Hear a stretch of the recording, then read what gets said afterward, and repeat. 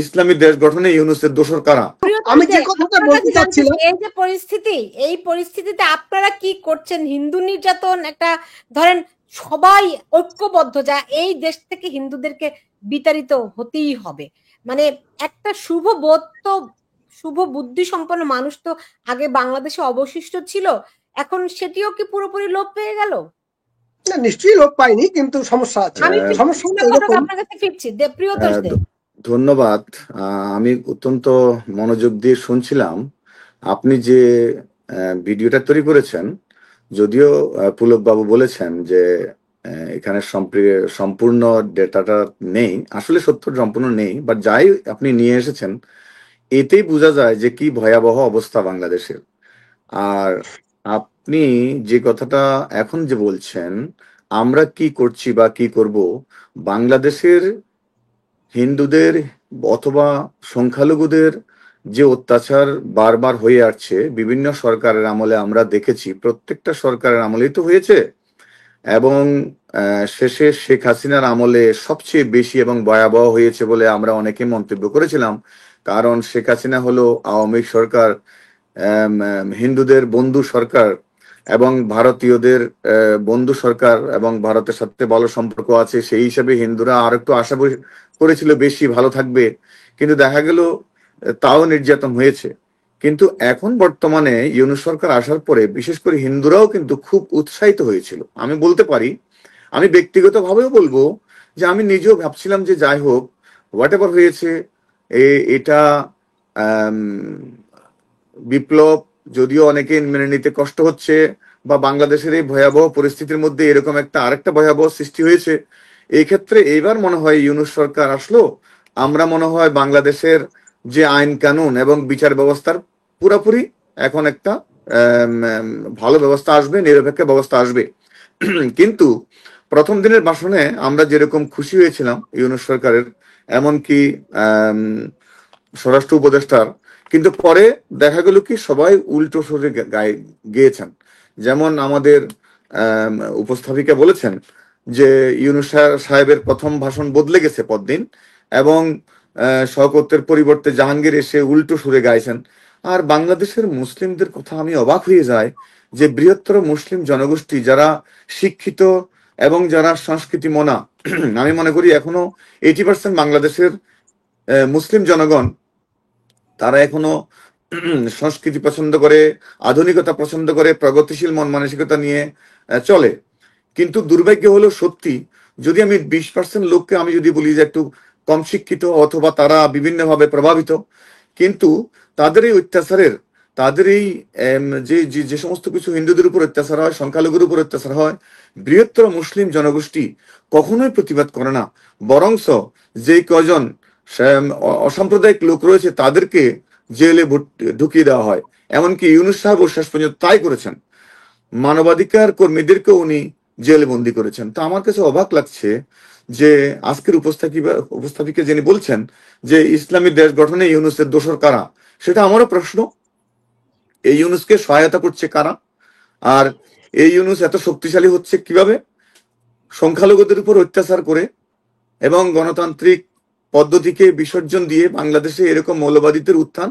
আমি গতকালও দেখলাম টিএসসিতে ছাত্ররা আন্দোলন করছে, যে বিপ্লবী ছাত্ররা বিপ্লব করেছে তারাই আবার ইসলামিক এই মৌলবাদের বিরুদ্ধে কথা বলছে, অথচ ইউনূস নির্বিকার ভাবে তা প্রত্যাখ্যান করছে, বরংস এটাকে সাপোর্ট দিচ্ছে। আর এই দায়িত্ব যদি বাংলাদেশের 80% মুসলিম না নেয়, আমি আপনাদেরকে নিশ্চিত বলতে পারি যেদিন হিন্দু শূন্য হবে, এই যে লোকগুলো যে কথাবার্তা বলছে যে হিন্দুদেরকে ভারতীয় বানাচ্ছে, উনি প্রথম শিকার হবে। আমি আপনাকে লিখে দেবো যে হিন্দুরা যদি আস্তে আস্তে সব চলে যায়, উনি প্রথম শিকার হবে এই অসভ্য নীতির, বদমাইশ নীতির, মৌলবাদী নীতির। জি, রওশন নিপা, সবার মধ্যে একটা ঐক্য দেখতে পাচ্ছি যে একটা ইসলামিক রাষ্ট্র গঠনের জন্য যত আয়োজন দরকার সবই মোটামুটি একেবারে চূড়ান্ত, যেন এই লক্ষ্যটা কি, আলটিমেট লক্ষ্যটা কি ইসলামিক রাষ্ট্রই কায়েম করা, নাকি অন্য কিছু আরো কিছু ভিতরে আছে, মানে অন্তর্নিহিত কিছু আছে কিনা? ধন্যবাদ সুলতানা রহমান এবং আরো দুজন যারা গেস্ট আছেন। আমি একটুখানি আপনার ডকুমেন্টারি হয়ে আসতে চাই, কারণ যেটা পুলকদা সত্যি বলেছেন যে এটার সংখ্যাটা আসলে ভীষণ আচ্ছা, অনেক। তারপর তিনজনই সংখ্যার কথা বলছেন। না না না, আমি ওখানে আসতেছি। আমি একটু ব্যাখ্যা দিই। আমি এমনিতেই পুরো বিষয়টি অনেক দীর্ঘ, সংখ্যাটি আমি ইচ্ছা করেই দেইনি। না না, হতে আমি পারে ওই জায়গায় 1000, হতে পারে 10,000, কিন্তু যে কয়টি এভিডেন্স আমি দিয়েছি ইজ নট এনাফ বোঝার জন্য যে ভয়াবহতাটা কিরকম। ধরেন আমি সংখ্যা দিলাম যে গত 1 বছরে বাংলাদেশে 500 মন্দির ভাঙচুর করা হয়েছে, 10,000 লোককে পিটানো হয়েছে। হতে পারে, এটা দিতে পারতাম আমি, রাইট? কিন্তু এই যে যে কয়েকটা কেস স্টাডি দিয়েছি, এতে কি বোঝা যায় না ভয়াবহতাটা না, কতখানি? আমি ওইখানেই আসছিলাম, আপনার ওই ব্যাখ্যাটার জায়গায় আসছিলাম যে একটা ট্রুলি রিপোর্ট আসলে স্টোরি বেজ হয়, টেস্টিমনি হয়, ইমোশনটাকে ধারণ করে, এবং সেক্ষেত্রে আমার কাছে সংখ্যাটা খুবই গৌণ। আমার কাছে মনে হচ্ছে যে কেস স্টাডি আপনি এটা খুব ডিটেল, বিশেষ করে উৎসব এবং আরো যেটা দিয়েছেন। আরেকটা যেটা বিষয় যে আপনি বললেন যে এদের আসলে উদ্দেশ্যটা কি। দেখেন, বাংলাদেশ যখন গঠিত হয়েছিল পাকিস্তানের বিরুদ্ধে আন্দোলন করে, আমাদের মূল জায়গাটা কি ছিল? একটা অসাম্প্রদায়িক দেশ গঠন। পাকিস্তানের ইসলামীকরণ বা মৌলবাদিতাকে আমরা ধিক্কার জানিয়ে অস্বীকার করে আমরা একটা নতুন দেশ গড়ার প্রত্যয়নে 1971 সালে মুক্তিযুদ্ধ করেছিলাম। এবং সেই মুক্তিযুদ্ধে আপনি জেনে থাকবেন তখনও সবচেয়ে বেশি নির্যাতিত কারা হয়েছিল? হিন্দু জনগোষ্ঠী, রাইট? সবচেয়ে বেশি নির্যাতিত নারী, সবচেয়ে বেশি আপনার সহিংসতার শিকার, লাশের শিকার, এবং সবচেয়ে বেশি মানুষ কিন্তু ভারতবর্ষে গিয়েছিল যারা হিন্দু, তাদের আশ্রয় লাভের জন্য। যে এই যে ধারাবাহিকতা এবং সেই যে আমাদের যুদ্ধটা, আপনি যদি প্রশ্নটা করেন যে আমরা কি 1971 সালে যে উদ্দেশ্যে, যে নীতিতে আমরা যে অসাম্প্রদায়িকতা, যে 72-এর সংবিধান বা আমাদের লক্ষ্য যে অসাম্প্রদায়িক বাংলাদেশ গড়া, সেই ক্ষেত্রে আমরা আসলে কতটুকু এগিয়েছিলাম এবং সেটা আদৌ প্রতিষ্ঠিত আমার না মনে হয় কি, আমি আজকে আলোচনা, আপনি আমার শিরোনামটি দেখুন। আমি তিনজনের প্রতি আপনাদের কাছে অনুরোধ করছি। মাইনরিটি কমিউনিটির উপর নির্যাতন হয় সবসময়, সব সরকারের আমলে হয়েছে, সেটি একটা জিনিস। কিন্তু আমার মনে হয় এইবার এই মেয়াদে সবচেয়ে ডাইমেনশন যেটা, সেটা হচ্ছে সবাই নীরবতা পালন করছে। এক্স্যাক্ট। আমি বলা হচ্ছে যে এটি রাজনৈতিক হামলা, মানে এটাকে নোটিস পর্যন্ত করা হচ্ছে না, এটাকে রিকগনাইজেশন পর্যন্ত দেয়া হচ্ছে না। হিন্দুদের উপর যে হামলা হচ্ছে এটিকে স্বীকৃতি পর্যন্ত দেয়া হচ্ছে না। ফলে এই মানুষগুলো কোথায় যাবে, কার কাছে যাবে? যখন বলবে যে আমি নির্যাতনের শিকার হচ্ছি, তখন একটা লেজিটিমেট দেয়া হয় যে তুমি রাজনৈতিক করো দেখা তুমি হামলার শিকার হচ্ছ। এটাকে ট্যাগিং বলে। সুলতান, আমি ওইখানে আসছিলাম। এই ট্যাগিংটা এইবার বেশি মাত্রায় হয়েছে, এটা সত্য। এই কারণে এবার বেশি মাত্রায় হয়েছে যে আপনি আন্দোলনের ধারণাটা যদি দেখেন, যদিও কিছু বামপন্থী অসাম্প্রদায়িক বলে সকল অসাম্প্রদায়িক লোক এটাতে অংশ নিয়েছিল, আমরা তাদের সামনের সারিতেও দিয়েছি, কিন্তু আমরা যে ম্যাটিকুলাস ডিজাইনটা জানি যে এটা মূলত ইসলামী মৌলবাদীদের, বিশেষ করে জামাত এবং শিবির, যারা ইসলাম ধর্মীয় রাজনীতির একটা বাংলাদেশ প্রতিষ্ঠা করতে চায়, তারা কিন্তু এই আন্দোলন, এবং তাদের শুরু থেকে এই প্ল্যানটা ছিল যে তাদের অ্যাটাকগুলো এরকম করে হবে। দেখেন, হিন্দুরা যখন প্রথমে তাদের যে ট্যাগটা দেওয়া হলো ভারতীয়, এবং সেই দেওয়ার কারণে আপনি বাংলাদেশে কি বুদ্ধিজীবী আছে বলে মনে করেন? সবাই চুপ। মানে কি, আপনি যদি ম্যাটিকুলাস ডিজাইনের পার্টটা দেখেন যে বাংলাদেশের এই যে গণ আন্দোলন সোকল যেটা হলো 2024 সালে, সেইখানে ঢাকা বিশ্ববিদ্যালয়ের শিক্ষক নেটওয়ার্ক বড় ভূমিকা পালন করেছে। বড় বড় মিডিয়া, প্রথম আলো, ডেইলি স্টার থেকে শুরু করে ইভেন যমুনা, 24, এভরি মিডিয়া একটা বড় রোল। এবং এই মিডিয়াগুলোতে যারা সাংবাদিক ছিলেন, যারা প্রথিতযশা বুদ্ধিজীবী ছিলেন, তারা তো শুরু থেকেই এই আন্দোলনের এবং এই ডিজাইনের পার্ট, তারা তো এটাই চেয়েছে। এবং যে আজকে আমি কাকে আসলে বুদ্ধিজীবী বলবো, আমার প্রশ্নটা হচ্ছে, আপনি যারা অসাম্প্রদায়িকতার মিনিমাম ধার ধরেছেন তারা সবাই জেলে আছেন, রাইট? কতজন সাংবাদিক জেলে আছেন আপনি জানেন, সিনিয়র সাংবাদিক।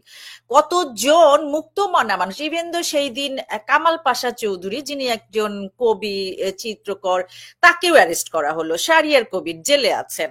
তো এই যে জায়গাগুলো, তাহলে কথা বলার জায়গাটা আপনি বলতে আমি যদি বলি, পুলক ঘটক নিজেও একজন মানবাধিকার কর্মী, এই উনি আন্দোলনেও সক্রিয় ছিলেন, তো পুলক ঘটক কি হলো এখন?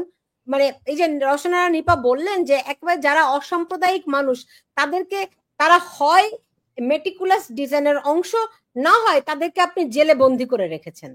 তো আপনি একজন আন্দোলনের অংশগ্রহণকারী হিসেবে কিভাবে দেখছেন বিষয়টিকে? কোন আন্দোলনে অংশগ্রহণকারী? আমি 24-এর আন্দোলনে অংশগ্রহণকারী। আমি কঠিন বিরোধী ছিলাম একবার শুরু থেকে আজ পর্যন্ত, এবং বাংলাদেশে ওইভাবে দাঁড়িয়ে এখনো কথা বলছি। এনিহাউ, আমি যে কোনো মুহূর্তে অ্যাটাক হতে পারি, যে কোনো মুহূর্তে মারা যেতে পারি, কিন্তু নিজের ভণ্ডামি আমি কখনো করি না। প্রথম কথা হচ্ছে যে আমি যেটা বিশ্বাস করি সেটাই আমি বলি, মেরে ফেলবে। দুটো বাচ্চা আছে, সংসার আছে, বহু মানুষ এই অবস্থায় পড়েছে। আচ্ছা, আমি একদিনের জন্য কম্প্রোমাইজ করিনি, একদিনের জন্য আমি কম্প্রোমাইজ করিনি। আমার কাছে, আমি প্রথম দিন থেকে আমি নিশ্চিত ছিলাম এটা উগ্র ইসলামপন্থী মুভমেন্ট একটা। আমি কোটা বিরোধী যে আন্দোলন, ওদের কোটা উচ্ছেদের আন্দোলন, সেটা সম্পর্কে আমার সুস্পষ্ট অবস্থান ছিল যে কোটা সমতার জন্য, সাম্যের জন্য প্রয়োজন, বঞ্চিত নিপীড়িত মানুষের অধিকার প্রতিষ্ঠার জন্য প্রয়োজন, যেটাকে সম অধিকার বলা হচ্ছে, বা ওদের কি বলে যেন, মানে কি মুভমেন্ট, বৈষম্য বিরোধী আন্দোলন। বৈষম্য নিরসনের জন্য কোটা দরকার। এটা মানে টোটালি এটা একটা কন্ট্রাস্ট ছিল শুরু থেকে। আমি বহুবার লিখেছি, বারবার লিখেছি কোন কোন পয়েন্টে বিরোধী। সুতরাং এই জায়গাগুলো আগে আপনাকে জানতে হবে। দ্বিতীয়ত কথা হচ্ছে যে আপনাকে, এইটার আমাদের প্রসঙ্গ না, কথায় যেহেতু আমি একুশড হয়ে গেছি, আমি নিজেকে একুশড মনে করেছি এই কথায়। আমি মোটেই 24-এর, এরা যারা অহংকারের সঙ্গে নিজেকে 24-এর বিপ্লবী বলে, আমি তার বিপক্ষে ছিলাম। আচ্ছা, এটা হচ্ছে আমার অবস্থানটা, এবং এই জন্য মনে ফেলেছিলেন এইটা তাদের ব্যাপার। আচ্ছা, এটা হচ্ছে একটা বিষয়। দ্বিতীয়ত হচ্ছে যে আমি আগে যখন কথাটা বলতে গিয়েছি যে মানুষ চুপ কেন, সে কথাটা আমি আসলে শেষ করতে পারিনি। যখন মানুষের মনে এই প্রশ্নটা উদিত হচ্ছে যে হোয়াই, যে তার মানে এই প্রশ্নটা আসছে, এটা আমাকে খতিয়ে দেখার প্রয়োজন আছে। সে যখন বলছে, সুলতানা রহমান তো আছে, যে এই ধরনের একটা ডকুমেন্টারি তৈরি করে হিন্দুদের উপর নির্যাতনের কথা বলে, নিশ্চয়ই এই সমাজে আছে। কিন্তু হিন্দুদের মনে প্রশ্ন উঠছে যে সবাই মুসলমান। এই যে তার মনের মধ্যে এই সেন্টিমেন্ট আজকে তৈরি হয়েছে যে জজও মুসলমান, পুলিশও মুসলমান, আক্রমণকারীও মুসলমান। এটা তো হঠাৎ করে হয়নি।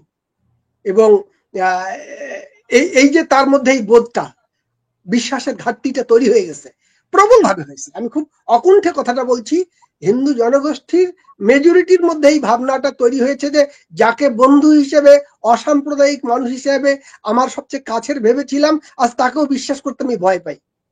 এই যে বিশ্বাসহীনতা, এটা তো হঠাৎ করে হয়নি, রাজনৈতিক ভাবে ভেঙে দেওয়া হয়েছে বিশ্বাসটা কর্মকাণ্ডের মধ্য দিয়ে। সেদিনের যে ঘটনাটা, যে আমি যে একটা উদাহরণ দিয়ে কথা বলছি, ধর্ষণের শিকার হন। আচ্ছা, গঙ্গাচড়ের যে ঘটনাটার কথা আমি বলছি আমার রংপুরের।